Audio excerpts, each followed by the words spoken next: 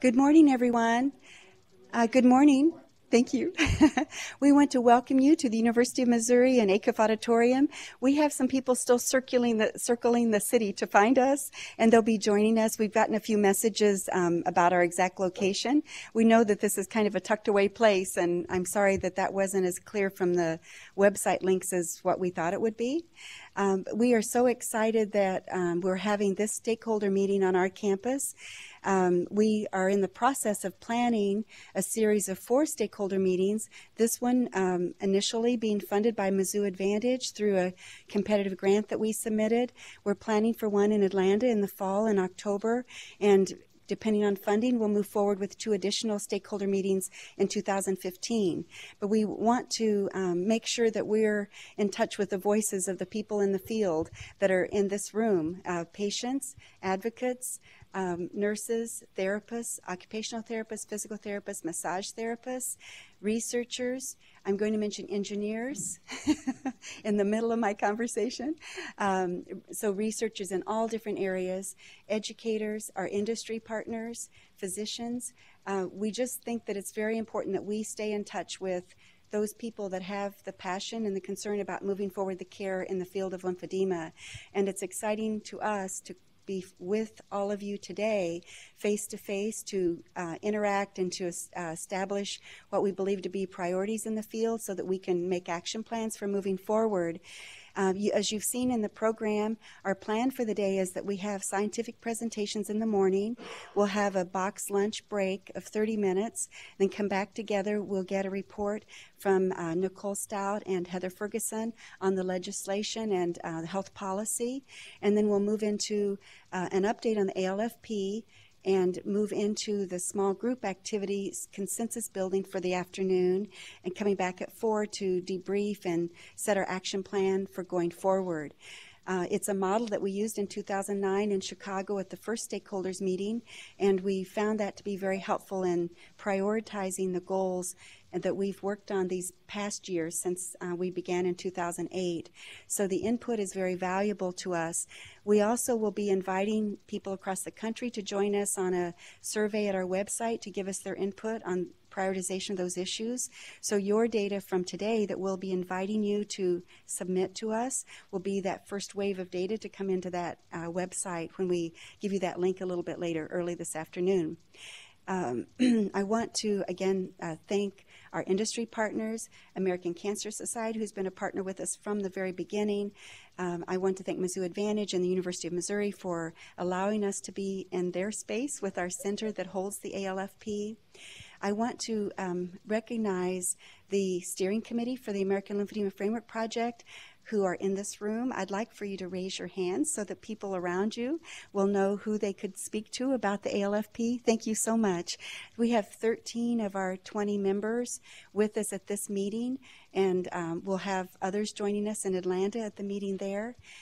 So do take the opportunity to speak to them personally if you have questions or perspectives that you want to present. We have people here from California to Maryland and New York. So we have, and from Dallas, Texas, and Houston to Minneapolis, I think. So we have people here from throughout the country, and we're so pleased. We know this isn't the easiest place to come into, but we're very pleased that you've come together with us today. There's one of the precepts of the open space meeting that says the people that are here today are the people that are meant to be here, and the work that is to be done is the work that needs to be done. And so that's kind of the feeling I have, that this is a special group that has assembled because of the interest and concerns in this area of lymphedema. The steering committee members that raised their hand, sometime today you need to see Candace Smith to sign a paper for her, to pledge her your life.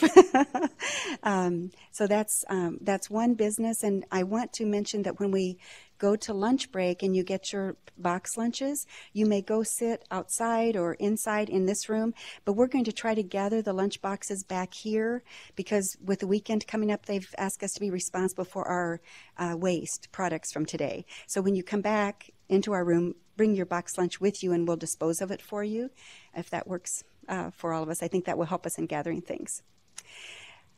I think that's our housekeeping. I might mention, I've said it to people individually, there are men and women restrooms right out at the intersection of this corridor on this floor and down below as well.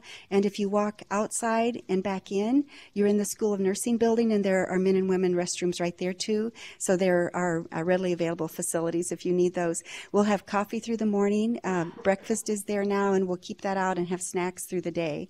So when your blood sugar drops, you'll have something to help you with that. I'd like to now introduce to you our very special guest who has made time on a very busy schedule to join us to welcome you to our campus. Dean Judy Miller is here from Sinclair School of Nursing. She's very supportive of the American Lymphedema Framework Project and the lymphedema research. She made time to come and meet with our steering committee and our industry partners last night, and she's here today to welcome all of you to our program. So thank you, Dean Miller, for coming.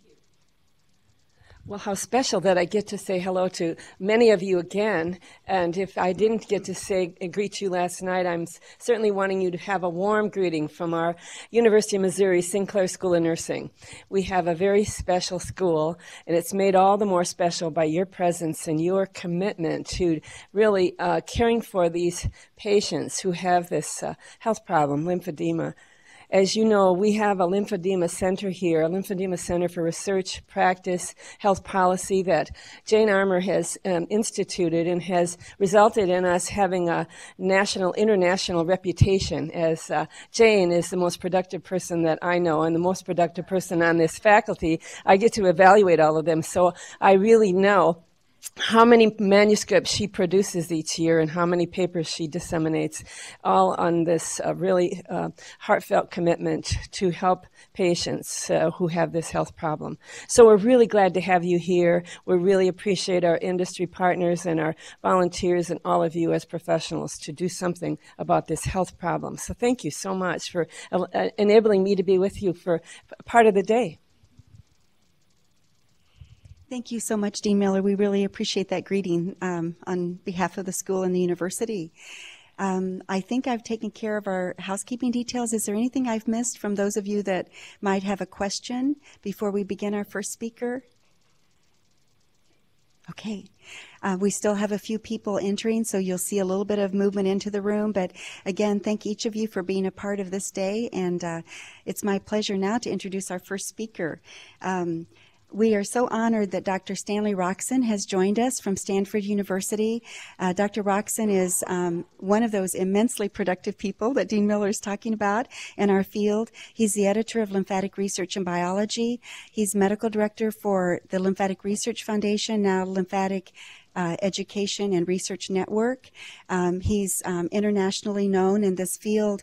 He's both a clinician and a bench researcher.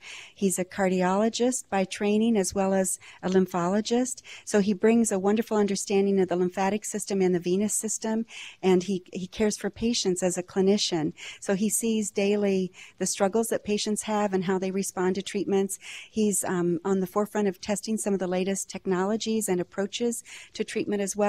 He's going to give us an overview, kind of a state of the field overview of lymphedema this morning, and we will, at the end of his presentation, allow about 10 minutes for questions. So keep those in mind. There'll be a break also mid-morning if your question doesn't come to mind or doesn't come to the audience, so there'll be a short time of perhaps informal interaction as well. So I'd like to welcome now Dr. Stanley Roxon. Please join me.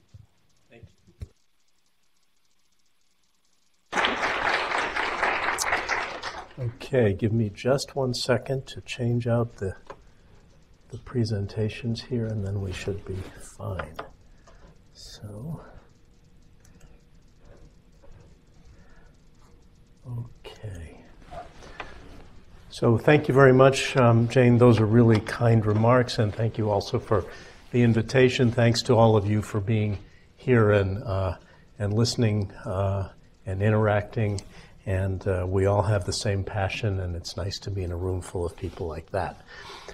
So I will talk a little bit this morning about lymphedema, and I'm going to focus on the research horizon, the hope, I think, that we all have for the future. So let me say a few words first about lymphedema before we verge into the area of research. This is the problem. Here's a snapshot, if you will, of acquired lymphedema that we see most typically in the United States. Probably affects, depending on the estimates, somewhere between 2 and 10 million individuals in the United States. The figures are hazy because most of our insight into the prevalence of this problem has to be derived from discharge diagnoses from hospitals and clinics and looking at databases related to reimbursement. And as many of you in the room know, not all physicians think that it's important to count lymphedema as one of the diagnoses. So if it's not written down, it's not counted. And if it's not counted, then we underestimate the problem. This is the problem in the world at large. This is lymphatic filariasis, of which there are 90 million affected individuals in the world, out of the roughly 140 million who have been infected with the parasite. This is a huge global problem. In fact, one of the top 5 unsolved medical problems in the world. This also is lymphedema, and hopefully these individuals will benefit from what we learn with research as well. Many of you in the room know that being a patient with lymphedema means that you see a doctor that looks something like this. The doctor is simply unwilling to acknowledge that there's a problem, or perhaps completely ignorant of the potential strategies for diagnosis and therapy. And at the end of the day, this is perhaps one of the most frustrating aspects of the disease, that there is really no welcome from the medical community to address the problem, or at least define what can and cannot be done.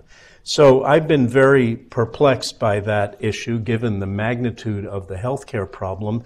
About 10 years ago, I was invited by the Association of American Medical Colleges to do a presentation on changing medical curricula, and we were specifically focusing on whether the medical curriculum could be flexible enough to encompass this area that was growing.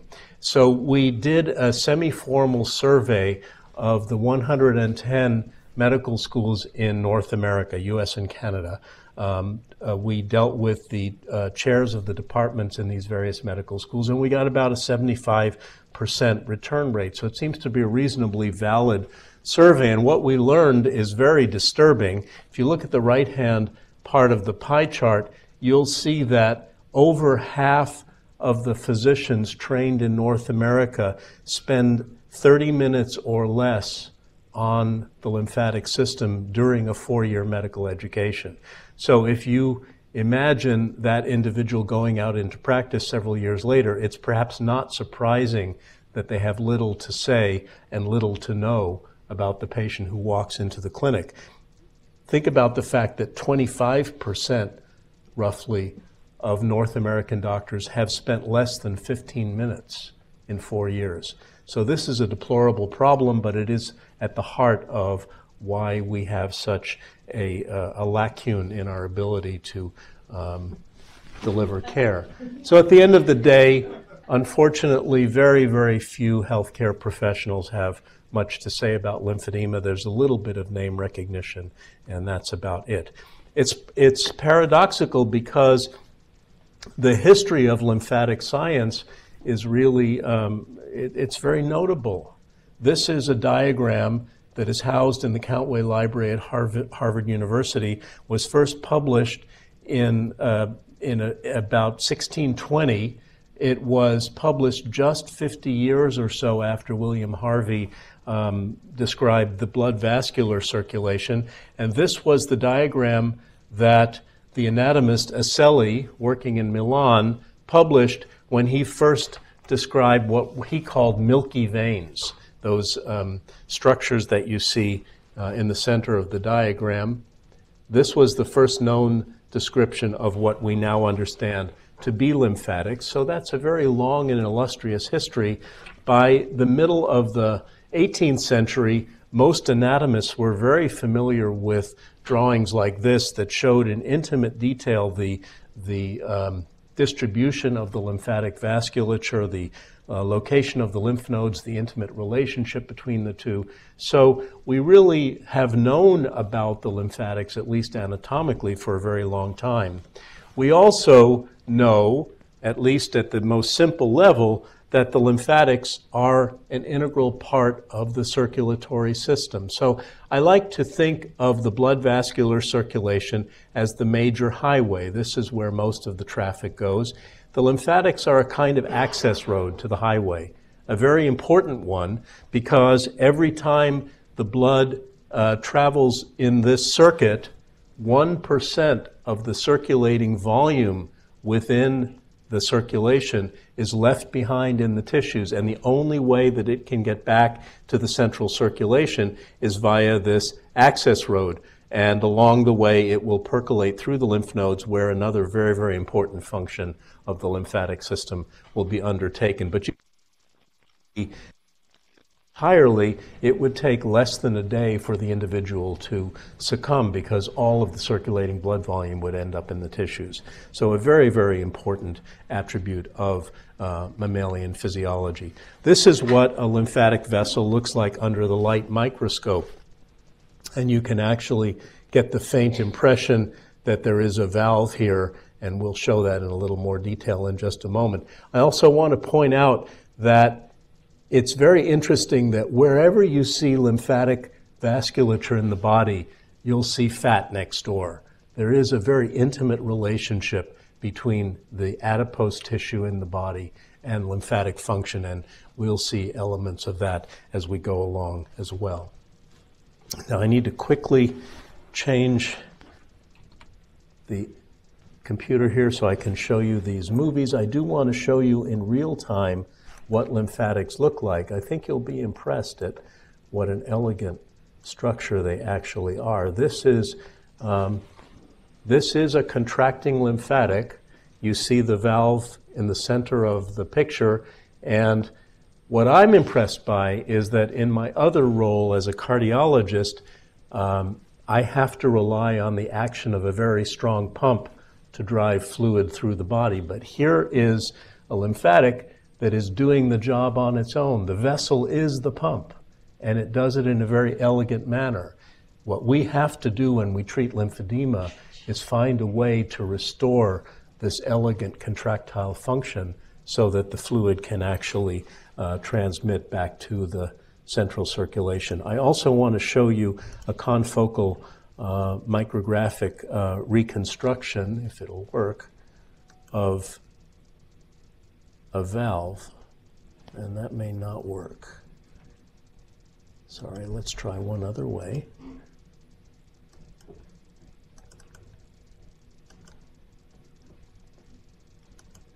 There we are.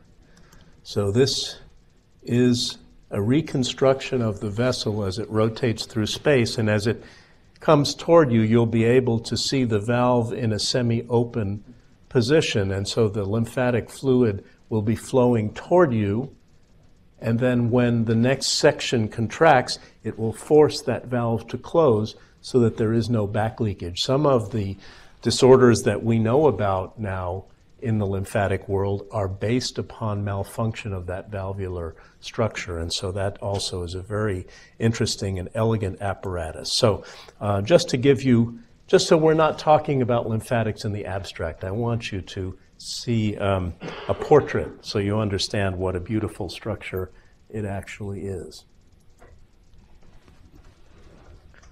So moving forward, having shown you that, it would be very easy for you to fall into the trap of thinking that this is an elegant kind of plumbing system of pipes, and that if we have a problem, we just need to call the plumber to get rid of the obstruction and everything's good to go. Well, that plumbing is a very important part of the lymphatics, but it's not the whole story.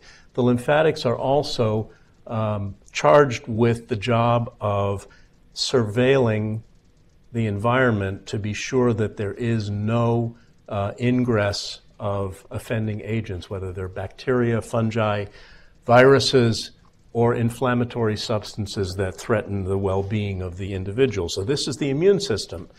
In all of the parts of our body that come in contact with the outside world, whether it is the lung, the gastrointestinal tract, or the skin, there exist these armies of cells that are prepared to recognize foreign invaders. And when these events occur, which they occur, and they do occur almost minute by minute, these soldiers then travel up the lymphatic highway to the lymph nodes and ultimately to extranodal immune tissues to deliver the message so that the body can mount a response to protect itself. So this we call immune traffic, and the lymphatics are elegantly able to generate both receptors and messengers to draw these important cells to the lymphatic circulation so that they can accomplish this role. This is what a lymph node looks like under confocal 3D reconstruction, just to show you each color that you see there represents a cell within the lymph node, and you can see the remarkable heterogeneity of the cells that are there. These are the cells that are charged with the job of actually elaborating the immune response. So it is really the interaction between that percolating lymph fluid that is carrying the messenger cells and these cells that reside within the lymph node that allow us to remain alive and fight off all of the agents that want us to succumb. So I like to think of the lymphatic system as sitting in this very unique niche where it intersects functions of the circulation and functions of the immune system. I like to think of this as maybe one of the most important parts of the body, because this is maybe the only organ system that really fulfills two different functions concurrently. So I showed you the ostrich at the beginning. What I've shown you right now is what every physician that any of you that are patients ought to know based upon standard curriculum. I'm going to venture to say that over 90% of them don't, for the reasons that I showed you. So how do we rectify this problem? Well, I want to share 3 quotes with you. Mark Twain said, "It ain't what you don't know that gets you into trouble, it's what you know for sure that just ain't so." So doctors know for sure that there's nothing that can be done for lymphedema, right? So that's a mistake. We need to disabuse them of that notion. We also need to disabuse them of the fact that they don't know that they're ignorant. So to be conscious that you are ignorant is a great step to knowledge. And finally, what Benjamin Franklin said, being ignorant is not so much a shame as being unwilling to learn. So we need to create a climate of willingness to learn. And I think that climate is created by research. That's what's going to make us have a happy ostrich on our hands. And I'm here to say that the terrain of research has become excitingly more robust in the last 15 years than when I first entered this field. As a point of reference, I want to share with you a recent issue of the Journal of Clinical Investigation. Many of you may know this is one of the most high impact and prestigious research journals in the world. And I'm happy to say that in the March issue, there was a dedicated issue to the lymphatic vasculature where there were a series of invited reviews. So our research forefront has gotten to be robust enough that it is worthy of this particular showcase. I was privileged enough to be able to write one of the papers in this journal. But for those of you that are interested in more of the details related to the lymphatics, this would be an excellent place to understand what the state of the art is.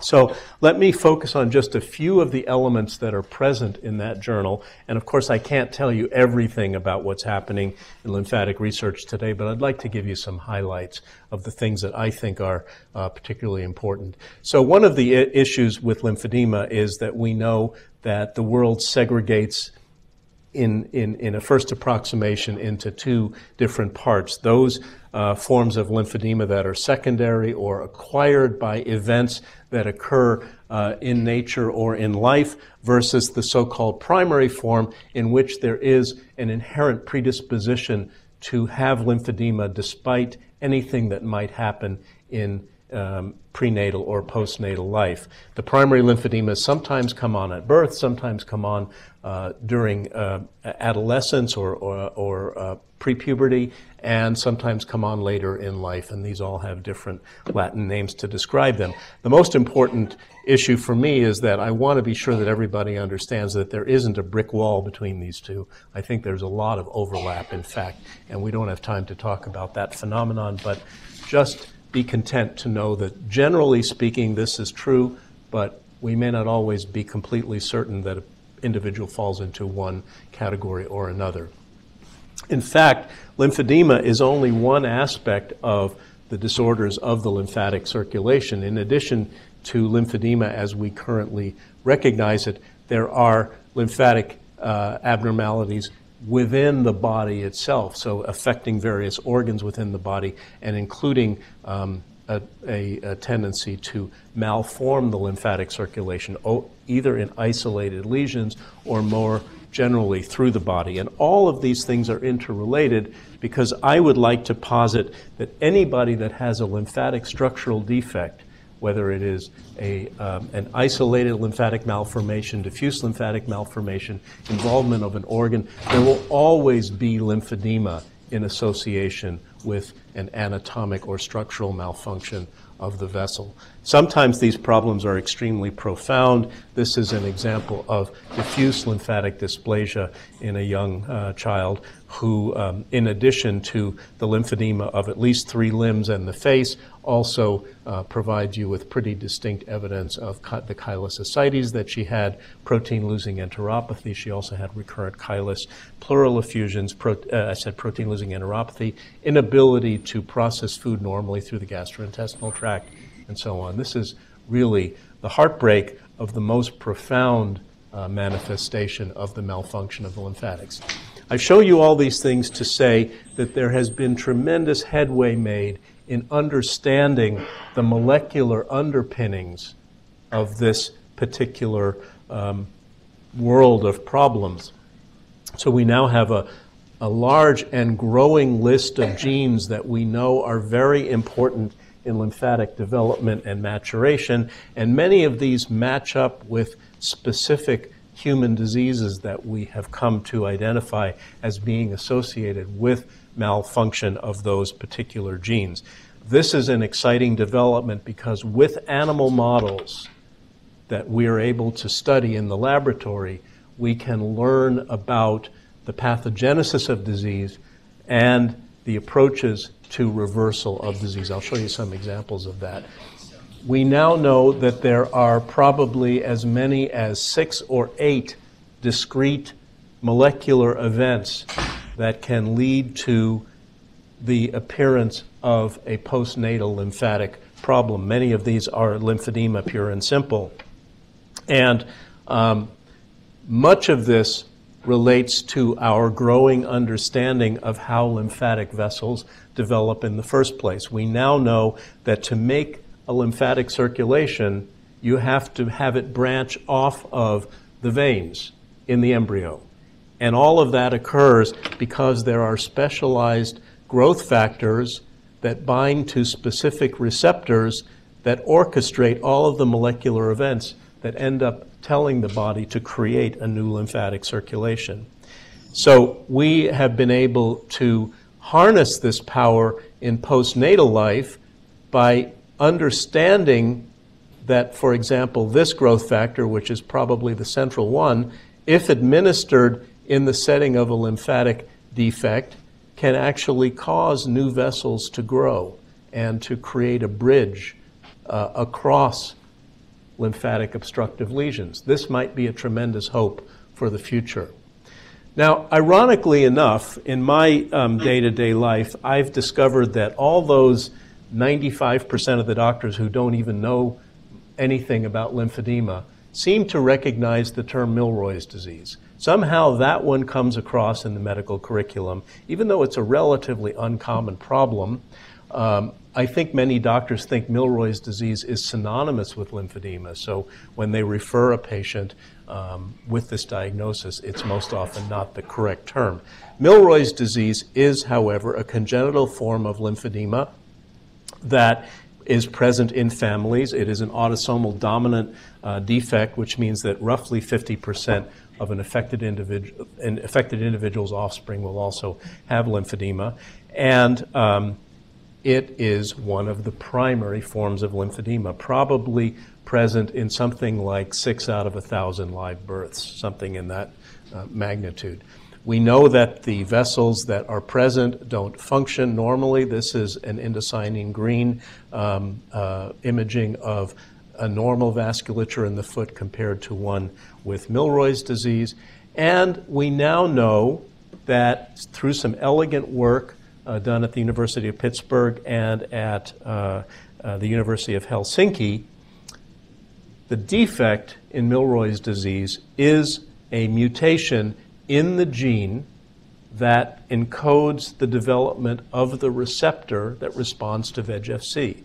So Milroy's disease, in fact, is an inherited form of faulty lymphangiogenesis, and we know that roughly half of the lymphatic vessels in the Milroy patient are underdeveloped, and that's why they're born with lymphedema. Well, serendipitously, or not serendipitously, there is a mutant mouse that expresses exactly the same mutation. This is the same gene that is abnormal. You can see this is the human gene, this is the mouse gene, this is where the mutation is in the human, this is where the mutation is in the Chi mouse, and the Chi mouse is so called because it's born with chylous ascites and lymphedema. Well, I'm telling you about the Chi mouse because it's a beautiful model system, and it turns out that the Chi mouse is born with a lymphodematous paw that looks like that. That's what a normal paw looks like.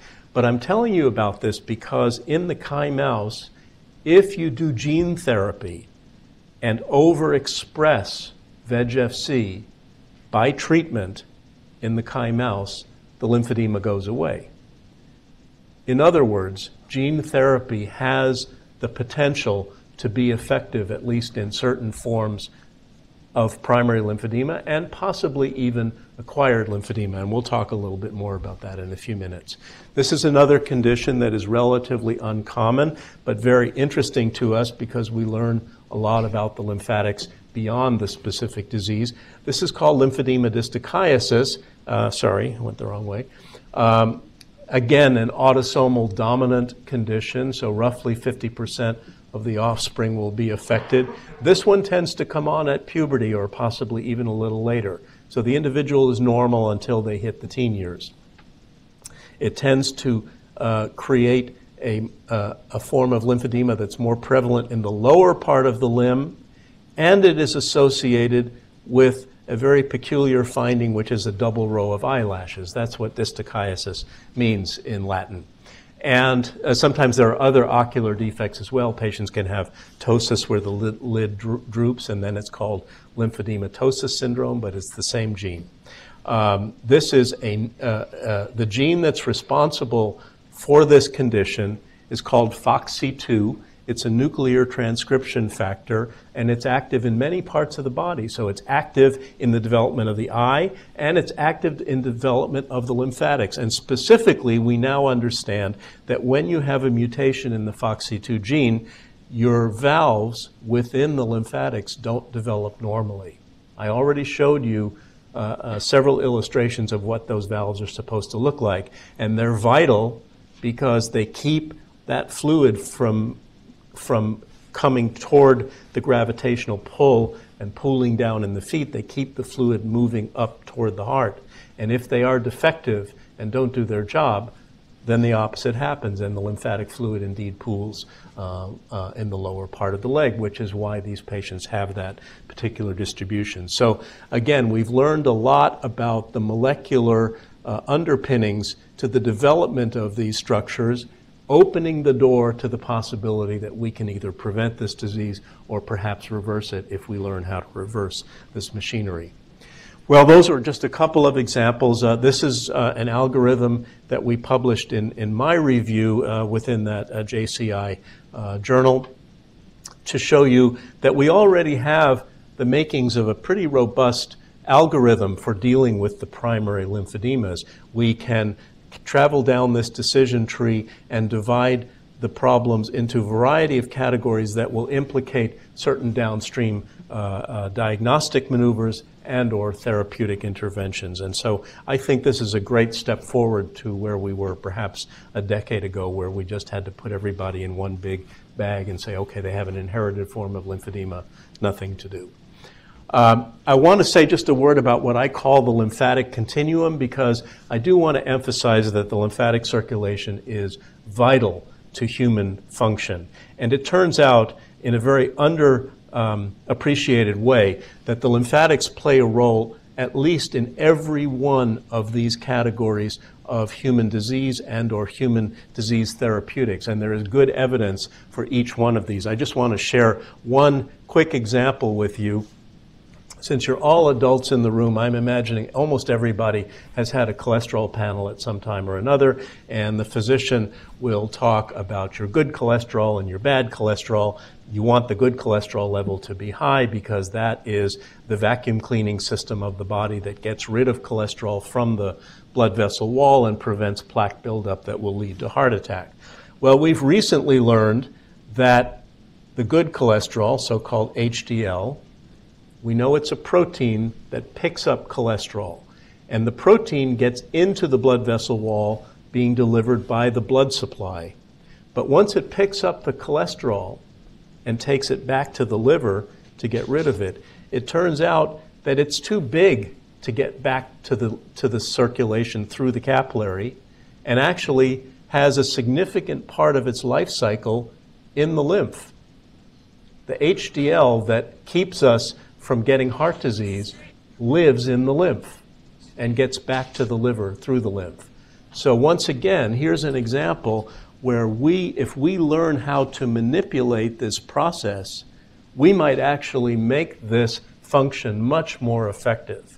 We currently, as cardiologists, think of an effective HDL drug as the holy grail of cholesterol medicine. We don't have one, even though we've been searching for it for over 20 years. This may be the holy grail of HDL, something that can be explored by scientists in the future. Another aspect of the lymphatic continuum is the interplay with cancer. I don't know how many of you appreciate the fact that primary tumors, if they simply reside in the organ in which they dwell and don't metastasize, are not life-threatening diseases. They're local diseases. They can be managed. Cancer is a life-threatening disease because it is associated with metastasis. And it turns out that the major mechanism of metastasis is through the lymphatic system. That's why cancer surgeons sample lymph nodes. That's why we have acquired lymphedema as a consequence of cancer treatment, but it's vital. That's how we save lives from cancer as well. It turns out that tumors orchestrate their metastasis by directly telling the lymphatics what they want it to do. So they elaborate growth factors that make the lymphatics grow toward them, and once they enter the lymphatics, they are able to actually remodel the lymphatics to make them grow, and they increase the contractility of the lymphatics so that they're more efficient at moving those cancer cells away from the primary tumor to where they want to go. So once again, now that we are beginning to understand this, if we can harness this and therapeutically block these steps, we might actually be able to turn cancer into a non-life-threatening disease by blocking metastasis. So this is another example of where the lymphatics are extremely important. Now, I'd like to, I think this is the point where I'm going to verge over into a little bit of my own research. I'm very interested in acquired lymphedema, the type that generally we've said doesn't have to do with your genetic makeup. That's an overgeneralization, but is something that is acquired in life, for example, after cancer therapeutics. And what we've learned in our own work over the last decade and the work of others is the central role that inflammation plays in propagating the problem of lymphedema and propagating the end results of lymphedema. So with that, let me talk a little bit about my own work. For those of you that were present yesterday afternoon, I apologize. There'll be a little repetition, but not as much detail perhaps as yesterday. So this is what the early stages of lymphedema look like with this common attribute that we describe pitting edema, meaning that the examiner's finger can actually move the fluid away and create a depression in the skin that tells us that the enlargement of the limb is based upon increased fluid in the tissues. Unfortunately, with the passage of time, to a greater or lesser degree, many patients with lymphedema will lose that attribute of pitting. The limb doesn't get any smaller, but what's making the limb enlarged ceases to be primarily fluid and becomes primarily tissue overgrowth, growth of cells, growth of the fatty layer under the skin, increase in the deposition of collagen and other molecular substances, all of which increase the mass of the limb but don't allow the classic techniques of mobilizing fluid to be effective in reducing limb volume. And this is what we have traditionally called the irreversible phase of lymphedema. I want you to notice the similarity between a grapefruit rind and the thickness of the skin that we see on a cross-section of a lymphedema leg when we image. Ordinarily, you shouldn't see the skin at all, but you can see how very thick and presumably inelastic this layer is that contains this limb that we're trying to render functional and normal in size. This is an example of the overgrowth of the fat that occurs. This is a cross-section of an arm. Ordinarily, you should see a thin rim of the yellow underneath the skin. Notice again the skin is thickened, as we saw on the MRI. And all of this is the problem of these latter stages of lymphedema that no longer become responsive to any of the physical measures that we know are so effective in the earlier stages.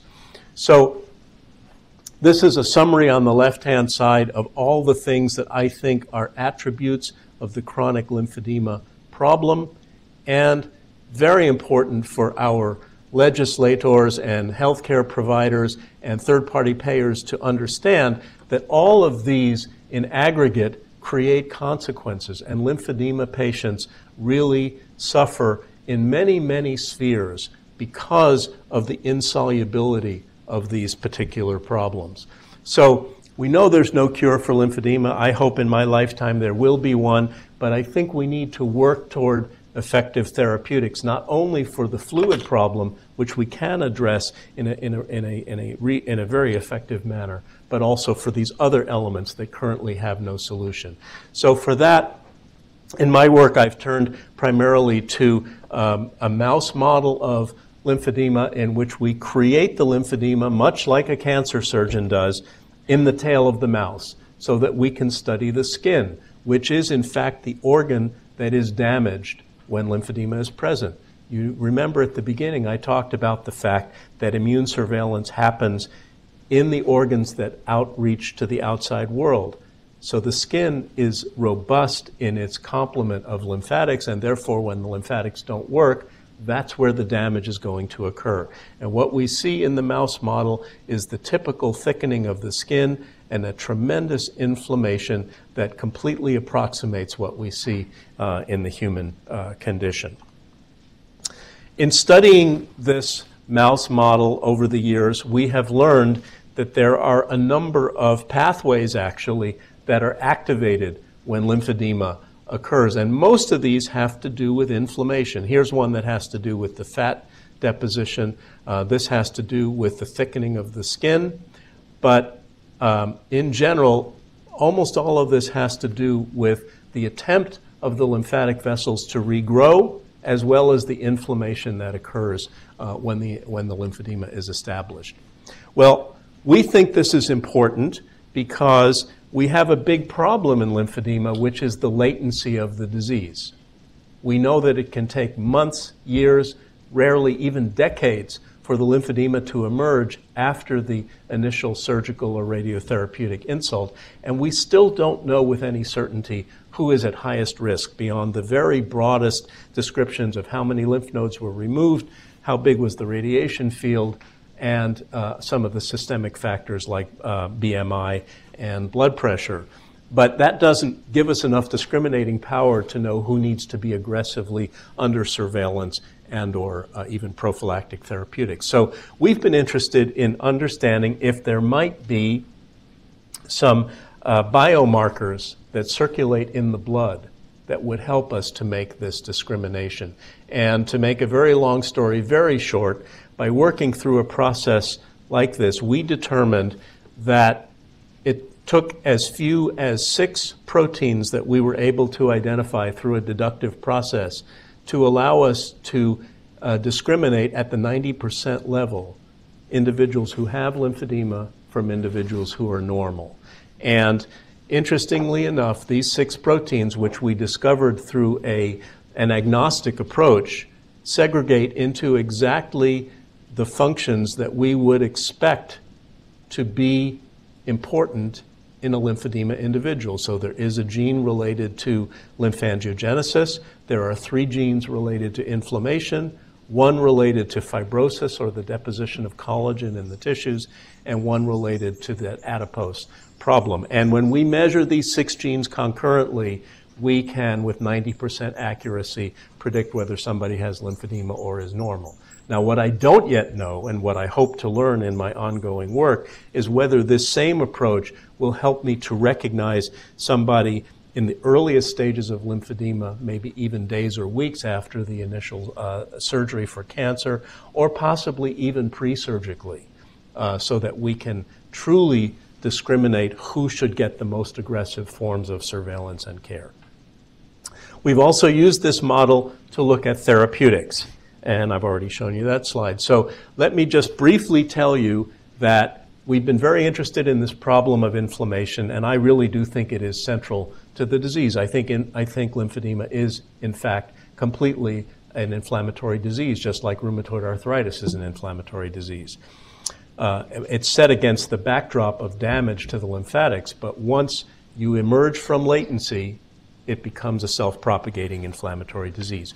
So we took our mouse model, and I just want to show you at the top panels, we're looking at the difference between normal mouse skin and lymphedema skin. Here's that tremendous thickening, the inflammatory cell infiltrate. If we give each of these categories of mice a placebo, nothing happens. The tissues look the same. If we give a normal mouse an active drug to reduce inflammation, nothing happens. However, if we give this mouse the active drug, within 1 week, we restore all of the abnormality to normal. These are all the so-called irreversible changes of lymphedema, but in fact, they do reverse. And this is an exciting observation because it really opens the door to doing something therapeutically where we've been paralyzed. Based on that work, we have been undertaking a translational clinical trial at Stanford that we hope to publish by the end of the year. Let me show you what we see at the bedside. The most important finding is we've been looking at skin caliper thickness before and after treatment. And this is one individual before and 4 months after receiving daily administration of this drug. At baseline, the skin is quite thickened, and where the normal skin we might be able to pick up 2 or 3 or 4 millimeters, this is perhaps 35 or 40 millimeters as the minimal thickness. After treatment, it typically goes down to 5 or 6 or 7. So tremendous return of elasticity of the skin, and under the microscope we also see the changes that reflect the remodeling of the skin as the inflammation subsides. Where we are to date, as I said, we've enrolled about 100 participants. I would say in terms of a measurable response, we've seen something like 95 or 96% responsiveness within these 100 participants. In other words, 2 or 3 or 4 individuals failed to show very much change. The rest did respond. 100% of the subjects that we've enrolled have to date elected to remain on open label continued use of the drug after completion of our observation period. So we're quite excited about this, and as I say, we hope to wrap up the study within a matter of months. I just want to tell you about a couple of other things. Many of you in the room might have heard of the surgical approach of autologous lymph node transfer, which is taking a lymph node from one part of the body and putting it into the zone where the lymph nodes have been removed. There are a lot of surgeons who are increasingly embracing this technique. Unfortunately for me, the success of the surgery is quite low at the moment. It's under 20%, I would say, of any response at all, and very few individuals who really resolve completely. However, there is a study that will launch next year at Stanford and also being undertaken at the University of Helsinki based upon some animal observations and drawing from that science that involved what was done to the Kai mouse. If you take a gene therapy like that, and during the time that you're moving the node from its original site to the new site, if you inject that gene directly into the node, it actually allows the node to join up with the existing lymphatic circulation in the recipient bed, which is the limiting factor to the success of the treatment to date. So that's something exciting that we hope will be on the horizon. Next year we're doing the phase 1 study, and then we'll see how that goes in the human context. Final laboratory project I'll mention, I have the privilege to work with a biotech company in the Bay Area that has perfected the technique of generating human collagen in the laboratory. So they can make collagen threads of varying dimensions by length and also by circumference. And we had the hypothesis that these collagen threads that are otherwise inert in the body, they are literally the same kind of collagen that your body makes, if they are placed in a position adjacent to a transplanted lymph node, that they would actually encourage the growth of the lymphatic vasculature to the node, not using gene therapy or something that might be dangerous to cancer survivors. And we have completed a small project in mini pigs in which we were basically able to demonstrate that in fact this is successful. And I just want to show you that under the microscope, I don't know how well this projects, but the dark pink structures that you see are the remaining collagen threads at the time of sacrifice of the animal, and what you see is robust growth of lymphatics around them. And we also were able to demonstrate that the node is much better perfused with lymphatic flow. Yes? It's a physical conduit. Basically, the collagen is like a tract that allows the lymphatic endothelial cells to, because lymphatic regrowth occurs by budding. But generally what happens is if you put the node here and the existing lymphatics are down here, they simply can't traverse the distance without dispersing, or somehow they don't get a strong enough growth signal to make the connection, and we think the collagen fibers allow that. Now, this was based in part on a historical perspective. In the 1960s, there was a surgeon who thought this ought to work and would implant silk threads across the gap. And in fact, it did work to a degree, but the problem is so many of the patients got infections because of the foreign body. So we've eliminated the foreign body by using human collagen. So this we'll be doing a trial like this, and probably we'll start the last quarter of 2014 or perhaps the first quarter of next year in humans.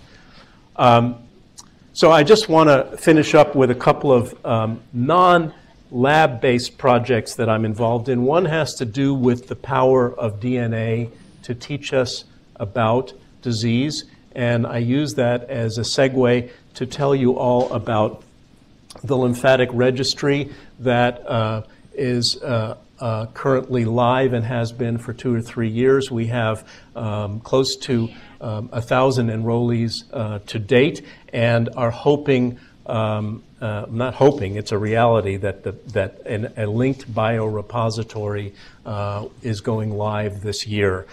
This is a project that is funded by the Lymphatic Education and Research Network and is in partnership with our institution. I'm the principal investigator on the registry and biorepository, which is housed at the Feinstein Institute in New York. It's a fully robotic facility for the housing of plasma, serum, DNA, paraffin blocks, frozen sections, anything that we can derive that scientists would like to study, because what we want to do is allow investigators all over the world to work on human tissues in order to study human disease instead of having to rely on model systems. And so once this is operational and fully constituted, an investigator can go to the registry database and put in any collection of descriptors for a project that would be relevant to his or her work and derive those specimens from the biorepository that are most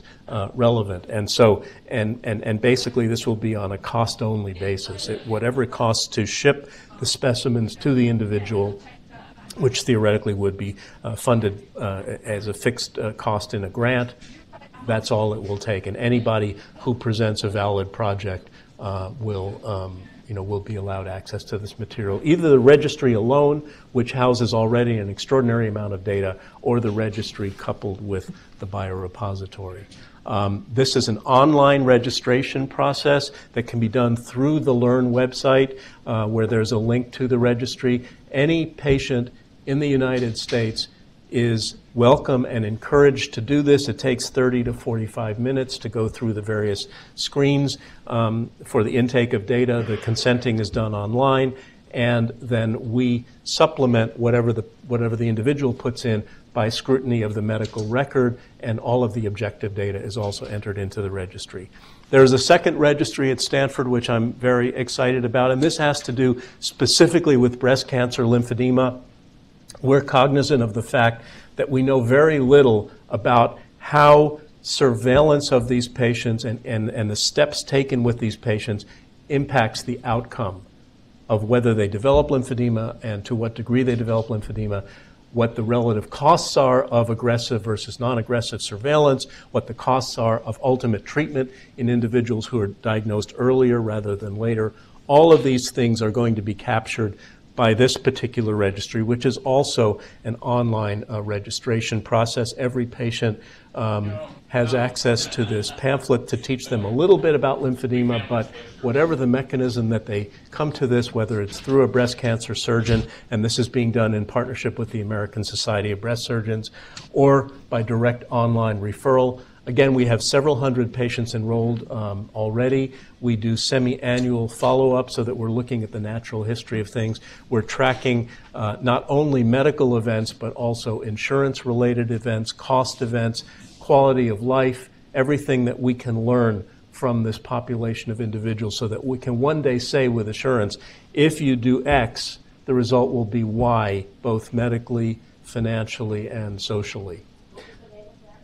It's the Stanford Breast Cancer Registry, and actually, probably the best way to find, I don't know if the website is there. Yes, it's called it's this right here. I'm sorry, that's yeah, that one. Breast cancer lymphedema.stanford.edu.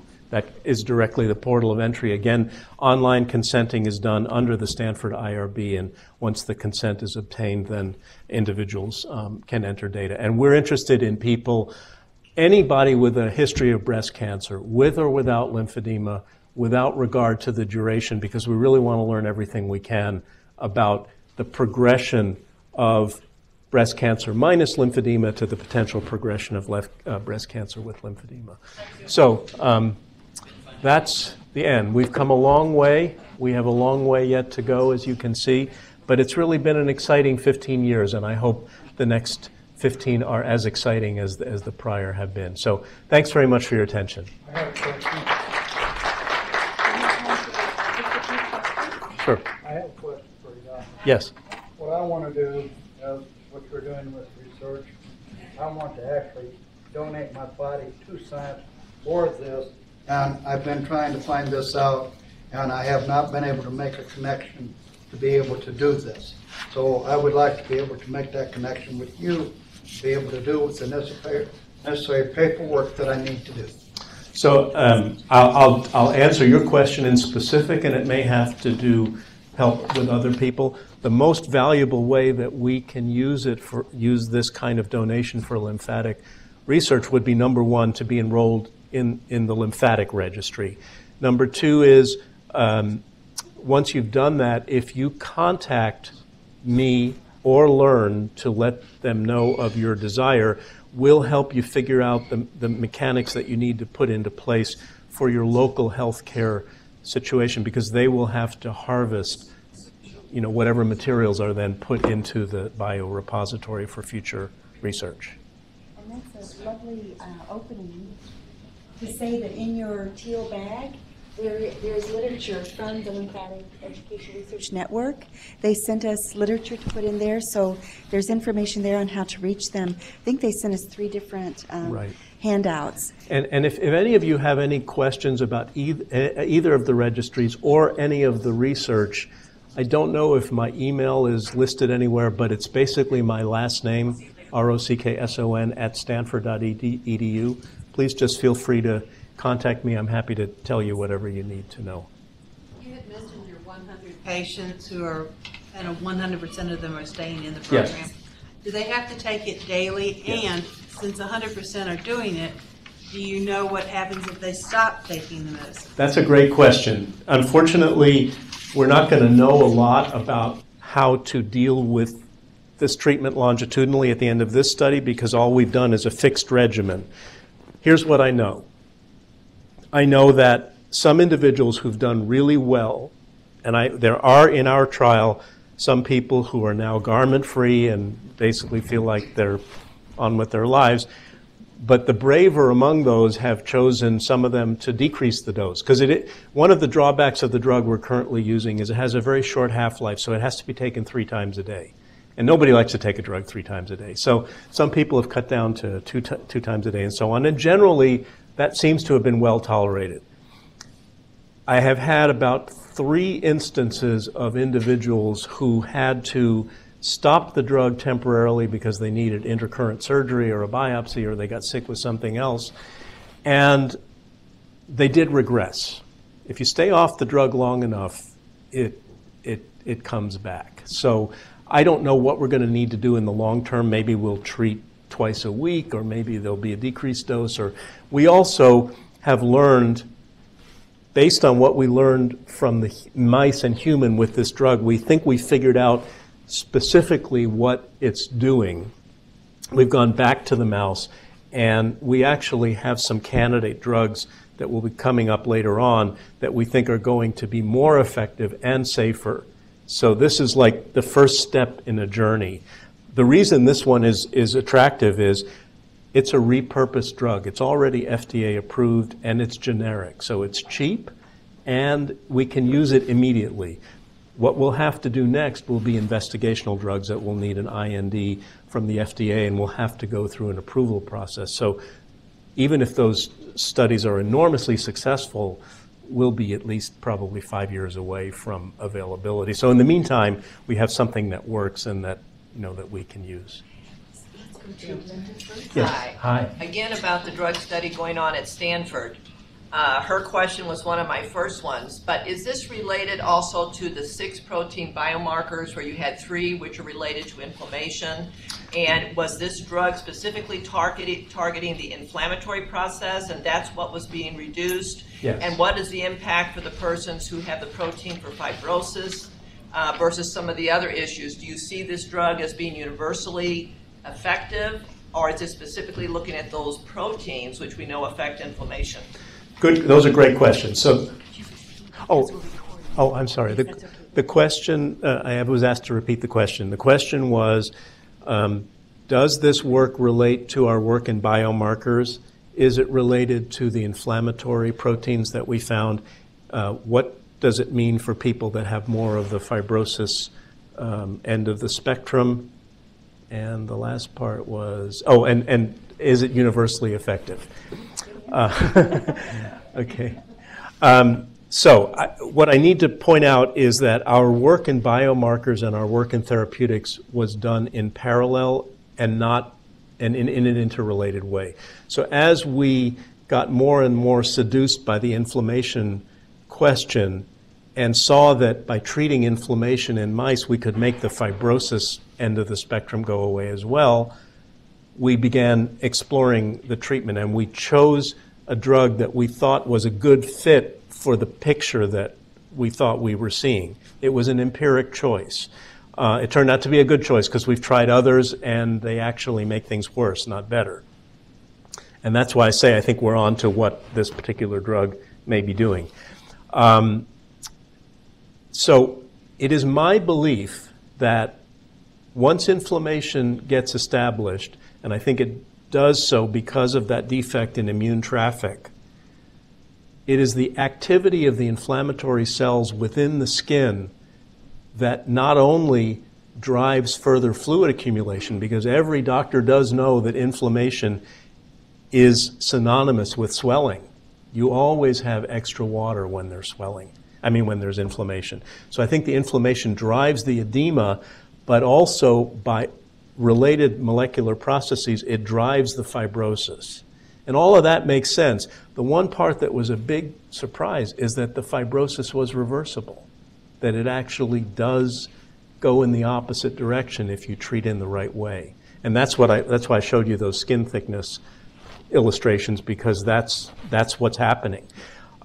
We did, in the trial, enroll patients with upper and lower extremity lymphedema, unilateral, bilateral, primary and secondary, cancer, non-cancer, pretty much the waterfront of cancers, so not specific to one. We think we're treating the central issue of the lymphedema rather than the specific cause of it. We have a lot to learn. 100 patients is nothing in the grand scheme of things, but we're very excited by what we've seen, and I'm excited by something that I think will be an available therapeutic if our studies really do turn out. We really have to finish all of the microscopic work. We've done all of the measurements in the patients, but looking under the microscope to be sure we understand what's happening, we haven't completed all of that yet. We've harvested all the specimens of the people we've enrolled to date. Dr. Paula Stewart. Hi, Paula. How are you doing? I'm confused about how this study is conducting, and I have a second question unrelated to this. Sure. But because you are taking one of the manifestations of having lymphedema, and lymphedema presumably is being caused by either malfunction or injury or something happening to the lymphatics.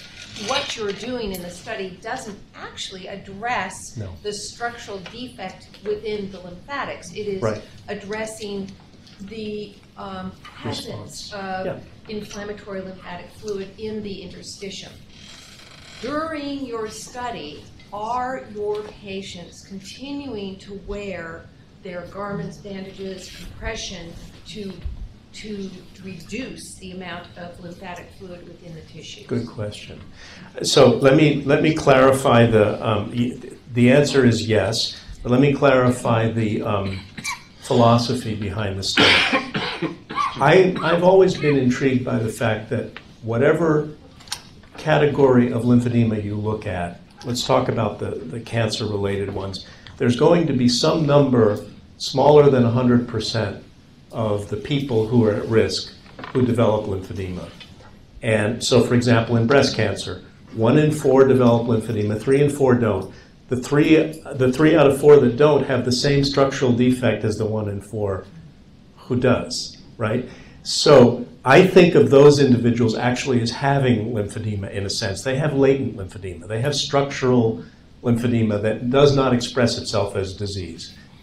My question has been, can you restore latency? Can you take the same structural defect and turn the person back to who they were before this self-perpetuating cascade gets established? And even in those 1 in 4 who develop it, they might go 6 months, 12 months, 3 years. before they developed lymphedema. So they lived with the same anatomic defect for a concrete period of time, and then they fell off. They fell off the latency wagon.